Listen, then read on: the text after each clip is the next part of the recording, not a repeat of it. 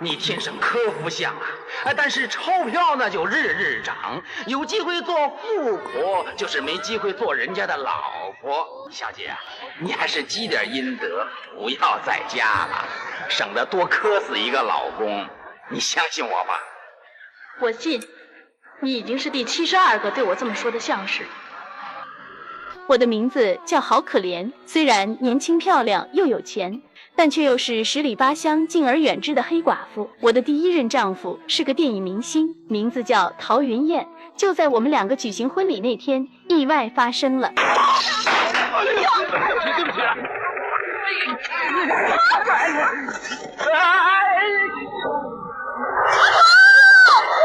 就这样，好好的婚礼变成了葬礼。由于丈夫没有任何亲人，所以我也成了他财产的唯一继承人。一旁主持葬礼的牧师朱班纯居然在我丈夫的葬礼上向我表白：你不要太难过，主会陪伴你的，就算主不陪你，我也会永远陪着你的。就在此时，觊觎我已久的黑帮老大庄宰人突然出现，他更加过分，直接向我求婚。我现在郑重的向你求婚。我一个弱女子又能有什么办法，只能答应他。在婚礼当天，黑老大故意请来了那天对我表白的牧师。好可怜小姐，你愿不愿意做我不对，做他的妻子啊？你现在后悔还来得及的，我和主都不会怪你的。我愿意。眼看牧师吃瘪，黑老大万分开心。可就在他大笑的时候，意外又发生了。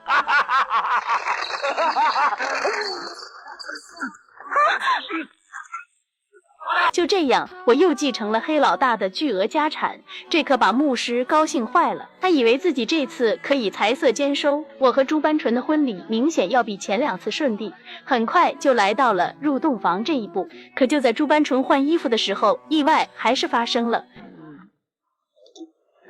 你好，你好。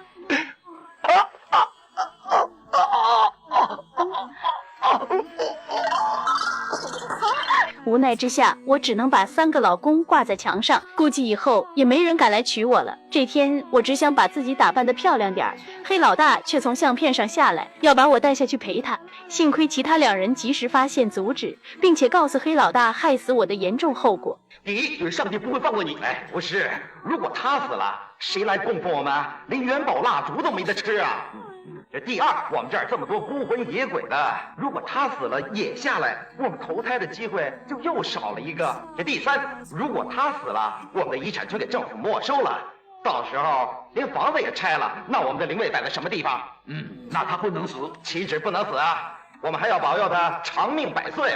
哎，他打扮那么漂亮，给谁看呢？当然是给人看了，那不给鬼看呢。那我们不是要戴绿帽子吗？哦，既然早也戴，晚也戴，不如选一顶合适的给自己戴。3人一合计，打算给我找个伴儿。电台恐怖节目的主播阿伦就成了他们的首选。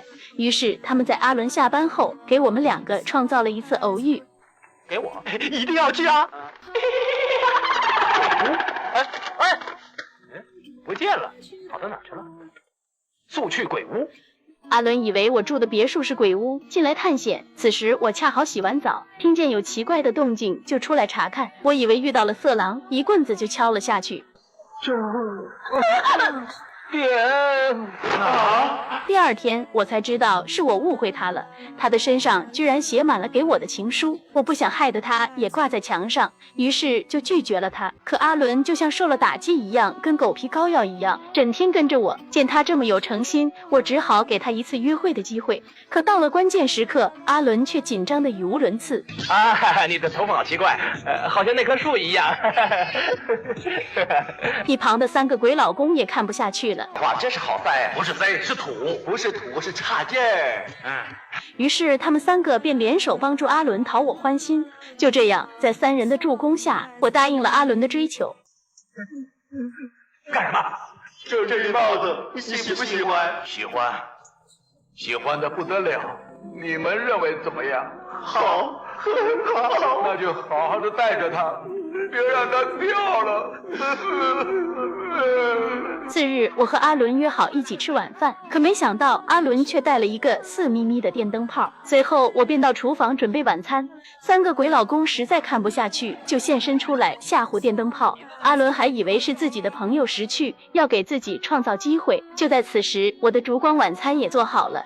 就在我和阿伦聊天的时候，3个鬼老公又听到了一个坏消息。嗨，判官，你好。你带我到这儿来干什么？来认人呢，判官。里边这个家伙就快死了。为什么？我调查得很清楚，里边那个马子是名副其实的黑寡妇，哪个男人跟她在一起啊，都得死。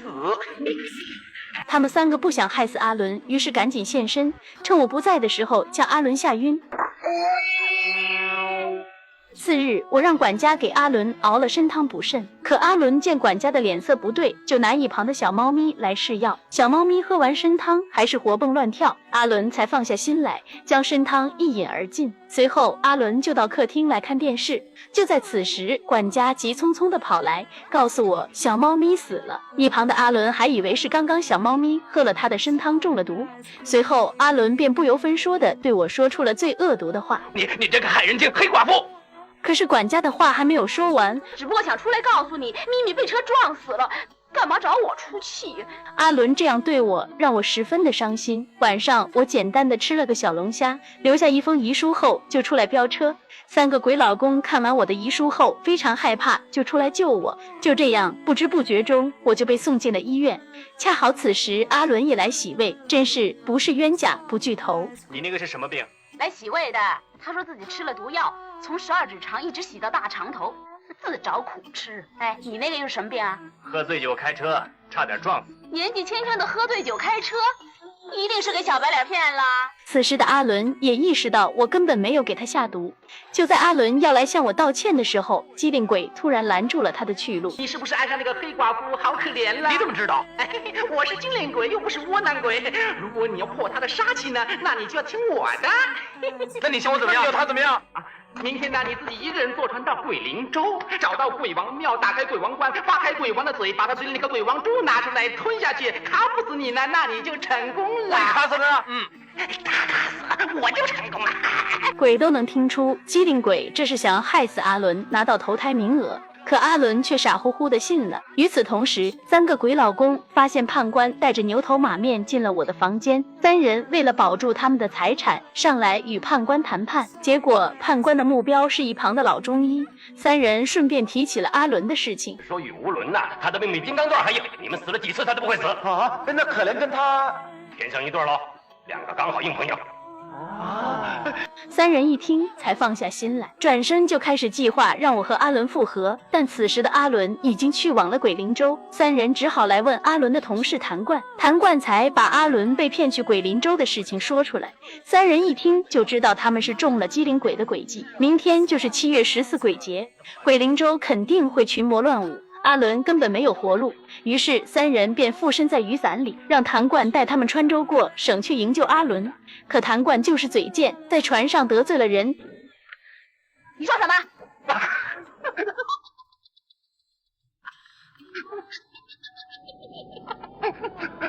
我不是说你啊，我是说他。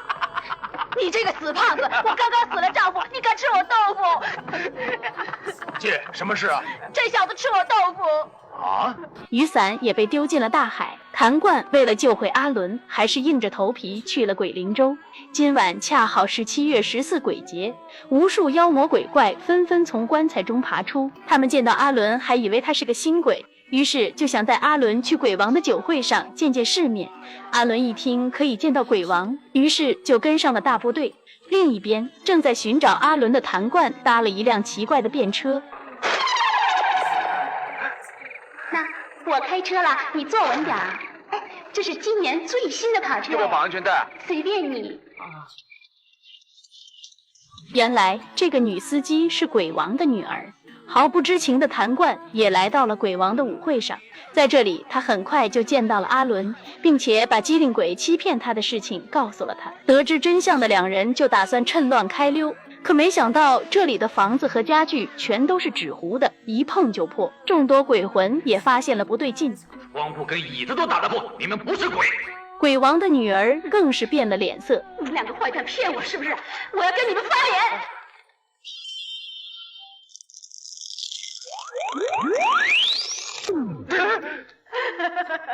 我要你们两人都做我老公！两人被这恐怖的景象吓得冲出了纸房子。到了外面，他们才发现原来鬼并没有攻击力，只会吓唬人。于是两人就抬着纸扎车冲出了重围。次日，他们在回来的路上，幸运的又捡回了那3把雨伞。经历过这件事后，我终于和阿伦修成正果，躲在窗前偷看的谭冠就倒霉了。整点呢？啊！小胖子，我也要。到这里，我的故事也就结束了。我们下期见。